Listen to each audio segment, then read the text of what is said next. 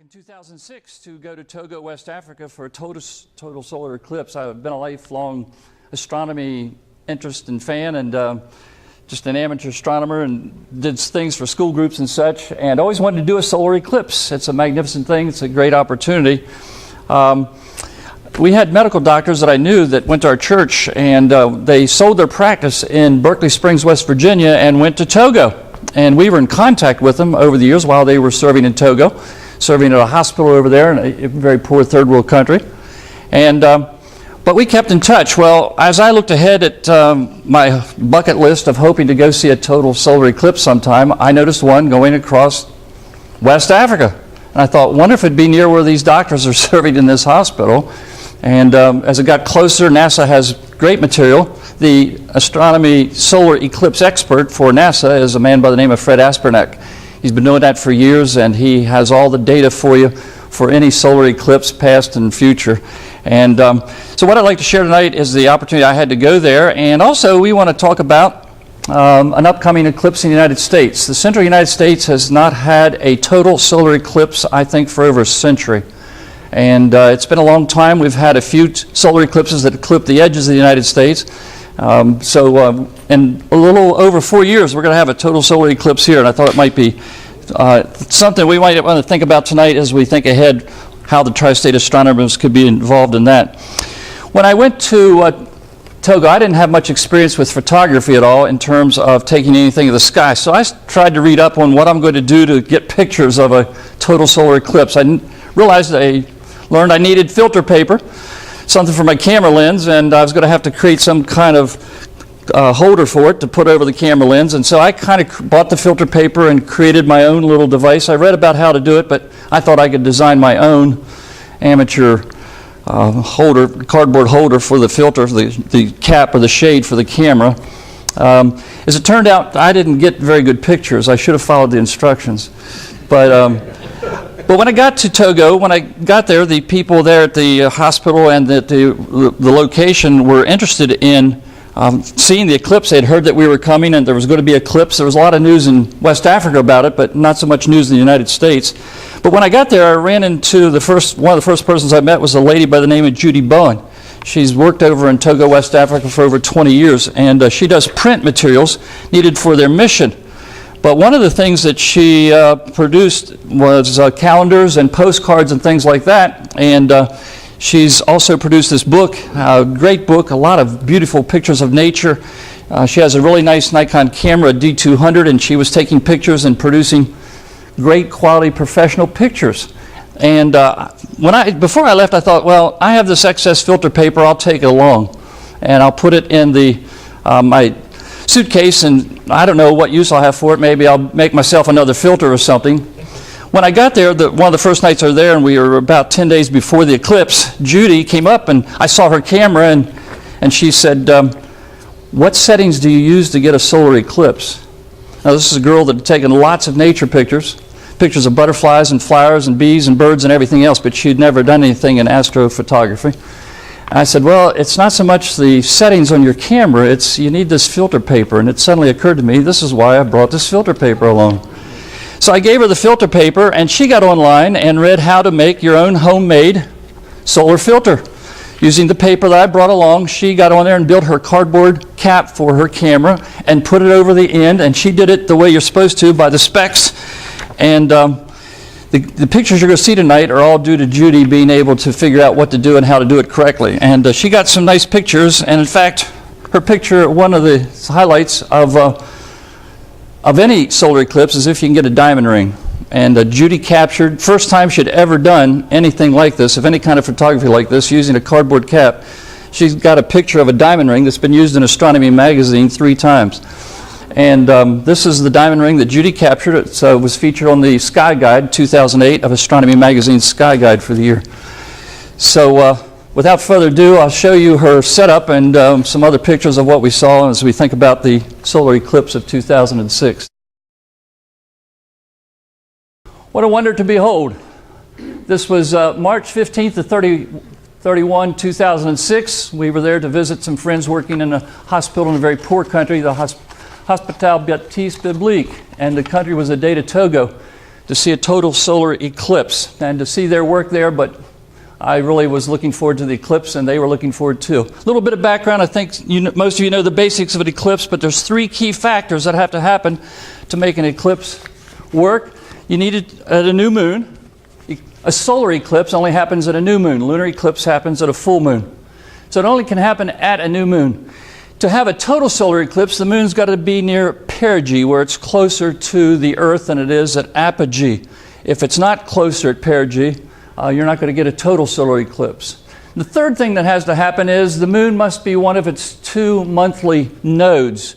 You can only have it when the moon is at its nodes, it's at perigee or close to it, and it's a new moon. So those 3 factors go together. What do we mean by the moon's nodes? The Earth moon plane tilts at a 5-degree angle to the Earth sun plane. That's why some nights the moon looks so very high in the sky overhead, because it doesn't follow the ecliptic. Sometimes it's above the ecliptic to the north, sometimes it's much lower than the ecliptic. There's a 5-degree difference. So as the moon goes around in its cycle, sometimes it's over here, it's above, the path of the moon is above the sun's plane, and if it's above the sun's plane, when new moon occurs, you will not get an eclipse. They're not in alignment. So you can see there's a lot of times the moon goes around. If it's in this part of its phase or over here underneath the sun's plane, you will not have an eclipse. It only can happen when the moon is coming down in the descending node, and it must be within a couple days of this point in the node when it crosses, when the 2 planes cross, or when the moon's coming up in the ascending mode. So if the new moon occurs in that spot, you have a much better chance of seeing an eclipse. You will see a solar eclipse of some kind. If it's at perigee, when it's also closer to the Earth, you'll have a total solar eclipse. That's the geometry. Of course, the moon is blocking the sun's light over a very narrow zone. Lunar eclipses, you can see over half the Earth when a lunar eclipse is going on. But for a solar eclipse, you have to go to a very specific location. Often the width of the total eclipse is only 50 miles, 80 miles, maybe 100 miles. So you have to go to a very specific spot. And the sun and the moon in our sky have the same apparent size. The sun is 400 times larger than the moon, but it's also 400 times further away. So when the moon's at its average or mean distance, it's the same apparent size in the sky as the sun. And so that's what gives us this special, unique effect to create a total solar eclipse.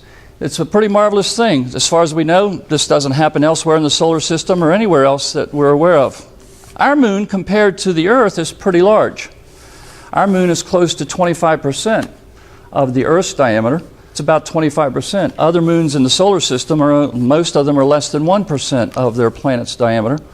And I think Triton might be the biggest compared to its planet. It's close to 3%, but it's a very special phenomenon. Some just say this is a freak of nature. It's just a cosmic accident. I choose to see it as a part of the divine design of the majesty of the solar system and such. But the sun and the moon. Here's, of course, just a standard picture you've seen in books before about how this all works out. The moon, if the Earth is in the umbra, then it's totally dark, a total solar eclipse. This will happen if the moon is coming around. We got to be near perigee for the Earth to be totally within the umbra. If we're further away and the Earth's out here in this part of the zone, it will be just a partial eclipse or an annular eclipse, and we'll look at some of those. 3 kinds of solar eclipses. Total solar eclipse. The moon is near perigee. So when the moon is near perigee, it's closer to the Earth, and it's larger, and it covers up the sun, and the timing of the eclipse, how long it lasts, is dependent on how close it is to perigee. We'll see that in a chart in just a little bit. An annular solar eclipse, we just had one a week ago, less than a week ago. I think it was last Friday. The moon is near apogee. It's smaller, and it doesn't cover the sun. So this creates a ring of sun. That's where the word annular comes from, a ring. Creates a ring around the moon so it never gets totally dark. Don't get that special effect. And of course, a partial solar eclipse, either the moon is not in a direct alignment with the Earth, or the observer is not near the center line or the total eclipse zone on the surface of the Earth. Here's another picture, of course, showing the geometry. The total solar eclipse would be here at the umbra, And so where the umbra hits, as the Earth turns, it creates a path across the surface of the Earth. And if it's going on for a good portion of the day, it will create a rather long path. People in this blue zone area, they're seeing a partial solar eclipse. We keep that in mind as we talk about what happens in 2017. I started looking at maps, and I wasn't sure where Dr. Gale and Dr. Bear, my buddies, were over there, exactly where they're at. I emailed them and said, I'd like to come over. There's going to be a total solar eclipse in 2006. I don't know how far away it will be. I don't know how far we'll have to drive. They said, hey, this is going to be spectacular. This is going to be so special. We've always wanted to do this too. You come over, we'll figure something out. Getting around in third world countries is not that easy. The roads are not that good, and transportation can be a problem, and so I wasn't sure what we're going to have to do. As it got closer, Fred Espenek provides very detailed maps. The NASA website, as you can see there at the bottom, and this again is the work of Fred Espenek, will provide you a very specific detailed line of the whole path of the eclipse and every little place it would be. We were going to this little place called errata, and so this whole width here is the total eclipse zone. When I identified exactly where they were and how close they were to the center line of the eclipse, I was pretty surprised. I was able to tell them, we don't have to go anyplace. Marcia. How wide is that? That one there I think was about 80 miles wide. Here's the capital, Lomé. Lomé did not have a total solar eclipse. They were on outside the edge. They had a partial eclipse. It was only about 98% covered. The center line is where you'd really like to be ideally. At the center line, the moon and sun are in its greatest alignment, and so the eclipse lasts longest at the center line. And also you want to be at the point of greatest eclipse. I think back in that picture, this shows up here at southern Libya was where the greatest eclipse is. The greatest eclipse is when the shadow of the moon going over the Earth lines up with the center of the Earth's axis. It's right at its peak. It's right over the moon's shadow passes through what would be the axis of the Earth, and that's the longest point of the eclipse.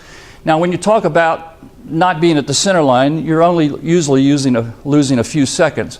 But of course, all these people just had a partial eclipse. You want to be able to see the total solar eclipse. So it turned out we didn't have to go any place. We just stayed at errata. It wasn't important to me that we had to be right at the center line since we're all set up. One of the things they asked me to do is to teach the school teachers. And so they had 20 teachers come to where we were, and they have very little science education. You'd be surprised. The country of Togo, many of the people are still in animism. And for a lot of the eclipse, I got questions even from some of the people that, will this poison our water? What will this do? We heard reports that some of the people at the hospital even covered their windows to keep out the evil spirits they associated. Now these are school teachers, but their background in terms of what we're used to in science is very limited. And they had very limited knowledge of astronomy. They just ate this stuff up. A question I got quite frequently is, how did you know to come ahead of time? How did you know there was going to be an eclipse here next week? And of course, it was good to be able to explain laws of mathematics and the laws of astronomy. We can predict these things exactly where they'll be years in advance. So it was kind of neat to teach them. You can pick me out. I'm the guy with the beard. Then they have nurses. The hospital is training nurses to work in their hospital, and there was a class of 14 nurses, and I went and spent 2 days with them, and this is not part of their curriculum, but they just thought it was such a special, worthwhile thing that they wanted to see the eclipse, and so we had lessons. The school language is French. Togo used to be a French colony, so the language is in French, and I had high school French, but that guy in the blue shirt, I had to have an interpreter, of course. Especially after I said, "Sprechen Sie Deutsch," and nobody responded. And thanks to Dan, somebody, I may have gotten those before, but we got a bunch of solar shades. I might have gotten these on our own before the club did, but the club's gotten into solar shades. But I gave them all solar shades, and they thought they were pretty cool. So they can't see anything, of course, when you're indoors, but they were fun to try it. The day of the eclipse, dawn, bright and sunny. You know, when you spend this much money and go to this much trouble, what if it's rainy? And in West Africa, you have your Harmattan season in January, where the dust just blows off the Sahara and the dust blows. And the winds shift in March, and in the summertime, you have the rainy season. And so March is actually an ideal time because you're in between Harmattan, the dusty season, and July, August, September, which is the rainy season. You're kind of right in between the seasons. But we still had to go. In fact, 2 or 3 days before the eclipse, it was mostly cloudy weather. And so we were a little disheartened, wondering what would happen. And 4:30 in the morning, Dr. Gale, who makes his rounds at the hospital in the dark, he goes very early, he called us on the phone at our guest room and said, I can see the stars. We've got a clear, beautiful sky. So we were pretty excited. We get out to the field, an airfield. How do you view an eclipse? Of course, there's my mediocre homemade eclipse camera. That's Dr. Michael Gale from Berkeley Springs, West Virginia, originally, now working in Togo with his wife. And of course, solar shades were very popular. And the guy from the maintenance shed, he just brought out the welders. So I didn't try looking at it to see whether it was any good or not, but that's what he brought out to see the eclipse. Judy Bowen's the hero of this. She did it right. Judy, again, was a girl that takes high-quality pictures, great pictures, but she had never taken any, other than a sunset or a sunrise, she had never really taken any pictures of the sky. She had no experience in this kind of photography, what she was facing. And she's the one that said, how do I, what setting do I use? And I said, well, here, I brought this paper along. Why don't you use this and find out? So that's her camera. And I want to show you the setup. Her camera is a D200, and I think at the time that was a very premier camera, a good one. Her lens there is a telephoto 80-400 telephoto lens, and there's the filter that she took this picture with. She made that on her own. She read about it on the website and figured out how to make it. And there, did I tell you I took the paper? And I provided the paper for her. You should get some. Yeah, I thought so too. They just have Judy Bowen's name on it, but I took the paper. Yeah, that's right. And so the eclipse is starting, and let's let the real show begin. We got to the field a little after first contact, but this is what, once we got our camera set up, we started to see it, and everybody was getting excited. 8:14 in the morning, and 8:27, it takes over an hour for the eclipse to get to totality. Everybody's lining up to want to see the what's going on through the cameras. Your solar shades of the camera, of course, magnifies it by 400, so that's the place where you want to be. But they were enjoying looking at the eclipse advances, 8:43 a.m. I even had enough filter paper to provide some for the photographer, for the binoculars there. The people turned around and got distracted. There was a Frenchman there that had come into Togo, and he decided that what he wanted to do at the peak of the eclipse was hang glide off the top of that hill. Now, I don't know. If you go to see a solar eclipse, I think you'd really like to watch the eclipse and enjoy it. And but he was talking about jumping off that hill, and they were trying to spot him up there and seeing if he was going to pull that off. 8:53, 9:02. There's a real murmur going through everybody there. Now the camera at 9:11, just a couple minutes before the total, the camera shows that it's brighter. The camera opened up its lens. It opened up the aperture. It probably is a little brighter here than it is in actuality, but it is getting darker. But the sky, 9:12, 9:13, and I told Judy about Bailey's beads. I said, you might get Bailey's beads, you might get a diamond ring, but you got to be ready for it. It only lasts a second. And she's there working her camera, and she snapped this picture.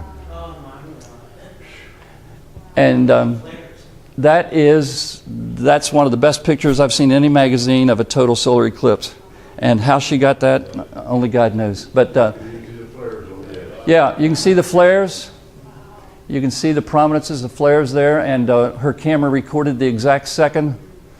And of course the diamond ring, the image of the moon just covering exactly the sun. So when I saw her picture later that night, I said, Judy, this is as good. I'm going to take this back to the United States and write Astronomy Magazine and send it to them. And so they have published it. 9:14, of course, you see the corona, the big thing about a total eclipse. It's just a marvelous thing that you can see it doesn't show up because of the filters here, but you can see with the naked eye, you see the planets. I could see Mercury and Venus. I could see other stars. It's pretty dark. It wasn't total dark, but we could see the stars. The birds stopped singing. And then 3 minutes later, when the eclipse is over, I heard them starting to sing again. And I wondered if those birds thought that was a short night. And so, this again, you can see that she's trying to, Judy's working two cameras. She's not only taking pictures of what's above, she's taking pictures of the rest of us with her other camera. And of course, she had a really, really slow shutter speed. Again, in what I remember, it was a good bit darker than that with a sky background. It does show some light. The Togolese people just started singing. There was just a lot of yelling and excitement, and what a great thing. I think you can see some flares here. She got some really nice pictures. It's the most spectacular, magnificent thing I've ever done. I just think it was so special, and I'm ready to do it again. And then we're waiting, and she's ready for another diamond ring, and 9:16, it's going to be a little over 3 minutes. There's one more of the Corona. And then she got a second diamond ring, not quite as good, didn't hit it quite as exact, but she got a second diamond ring coming out on the other side at 9:17:02. So then, of course, it uncovers itself, and it starts to get late, and everybody's happy. Dr. Bear is one of the doctors there, and he was, we were all just thinking what a special thing it was. 9:19 uncovers. This is Mark Johnson, my pastor from Independent Bible Church in Martinsburg. Myself, I was wearing a beard at the time. This guy right here is an interesting story. This is Dr. Kerry Sullivan. Dr. Sullivan and his colleague spend 3 weeks of their vacation each summer to go to Togo and help in the hospital. That's how they spend their vacation. Kerry Sullivan is from Michigan. He's a radiologist. He had not heard a thing in the United States about a total solar eclipse. He lands on the plane on Sunday, and we tell him, hey, later this week, by the way, there's going to be a total solar eclipse. So he was pretty excited. He spent the next couple hours after it was over just talking about what an amazing thing and how unique it was and special for him to be there. 9:29, it's starting to get light again. 9:32, 9:45. You see the eclipse itself lasts for about 3.5 hours in this particular eclipse. I was pretty happy. Even though I found out later I didn't really get any good pictures, but Judy did. But, did I tell you I took her the paper? Past total solar eclipses in the United States. 1954, 6 northern plain states had a total solar eclipse. I remember this one. I was at Hager Park. I wanted to go back and look up. It seems to me it was on a Saturday or Sunday, but I was at Hager Park in Hagerstown, and I remember people talking about it. It was in the news. This stuff didn't seem to have as much pizzazz or much interest back in the 50s. I would have been about 9 years old. And but I do remember that people looking up and saying, don't look at the sun, you'll get blinded, and be careful. And so we had a partial eclipse here on the East Coast, but it just grazed the northern plains. 1959, 2 New England states had a total solar eclipse. 1970, 5 southeastern states along the coast, just the edges of the states from Florida up to Virginia. And in 1979, 5 states out in the northwest United States. Seems like most of the eclipses are out in the Pacific Ocean, or in Africa, or someplace in China or Asia. Of course, those are big parts of the world. It seems natural. But here's some future solar eclipses. November the 3rd, 2013, there's going to be what is actually called a hybrid eclipse, because it's so close between perigee and apogee, the moon is almost exactly at its mean, that it starts out as an annular eclipse, but as the moon gets closer to perigee, just by a few several hundred miles, it actually turns into a total eclipse. A hybrid eclipse is a little bit unique, but it's out in the Atlantic Ocean and West Africa again. March the 9th, 2016, there's a total solar eclipse in East Asia and Australia. But here are the two that excite me. August 21st, 2017, right across the central United States. I'll show you the map here from Oregon down to South Carolina, a total solar eclipse. And less than 7 years later, April the 8th, 2004, we're going to have another one that goes right across the central United States from Mexico, from Texas up to Maine, up into Canada. So if I survive long enough to be age 71 and 78, I'm looking forward to it. And Judy's already made arrangements from Africa to come, and we're going to try to do it again and get another diamond ring. Here's the path of these eclipses. Here's the one in 2017. It's going to come across the United States from Oregon, Idaho, let's see, Colorado? No, that's Wyoming. That's Wyoming, Nebraska, coastal Missouri, southern Illinois, western Kentucky, eastern Tennessee, and South Carolina. In 2024, it's going to come up this way. It's going to be a longer one, That's why they have a darker, a longer eclipse, and it's going to come up across Texas and go up across the central United States. Interestingly enough, southern Illinois, that hasn't had probably an eclipse in over 100 years, is going to have 2 total solar eclipses within 7 years' time. What determines the length of totality for a total eclipse? What determines the time? And what determines the width of the path? It's not the same for every eclipse. It varies.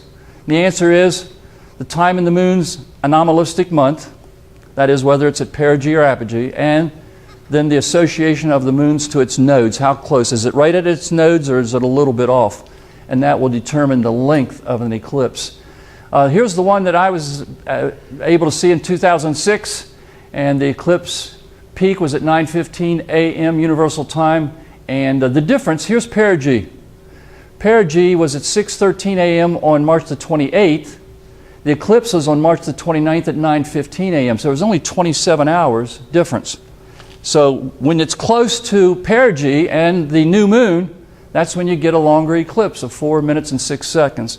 Now where we were not at the center line. So for us it was a little over 3 minutes. So if you're at the center line or nearest the greatest eclipse, you will get a longer duration. One last year in 2012, back in November, you can see how this one happened. It was very close. The moon was at perigee on November the 14th at 10:23, and the eclipse peak was at 10:11 p.m., so it was just 12 hours difference. Now that one only lasted 4 minutes and 2 seconds because of its location to its nodes in the path. Here's that one in 2012. You see what one of the problems is with eclipses? It's not very accessible for us to get to the South Pacific. Might be a nice trip, a nice vacation, but you know, people in Australia got to see a total solar eclipse, but it was very early in the morning and pretty brief.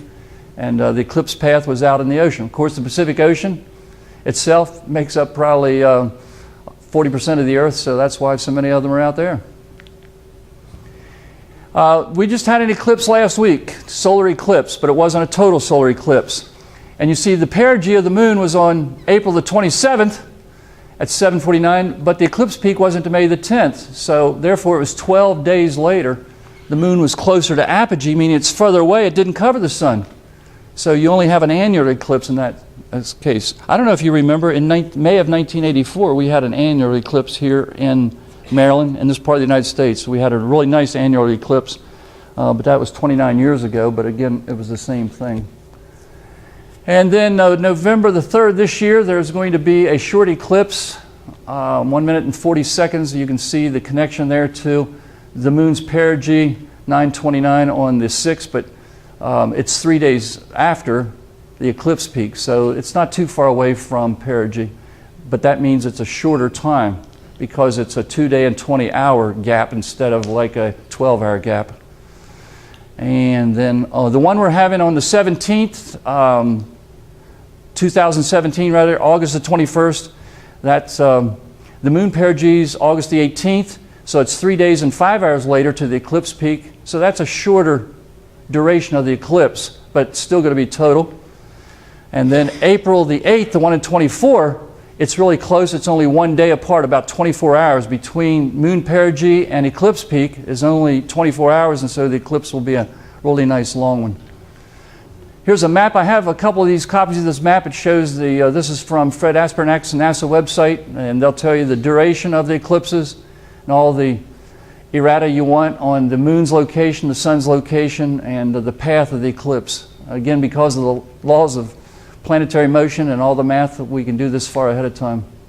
Just like we did for that one, you'll be able to get maps for this one. Here's another map that NASA has on their website. You can see in more detail. So here in Maryland, we'll have what kind of eclipse, class?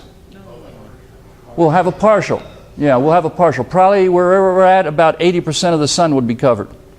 So we can have a partial eclipse here, but to get a total solar eclipse, we'd have to go to South Carolina, Central Tennessee, Western Kentucky. I kind of wonder if Nebraska wouldn't be a good spot just because of the weather factors. And Judy made me this picture, and of course it shows the eclipse starting with the moon moving across, and then she had a picture of the total solar eclipse and then the retreat of the moon from the sun's surface, and it was a special gift that I've enjoyed keeping.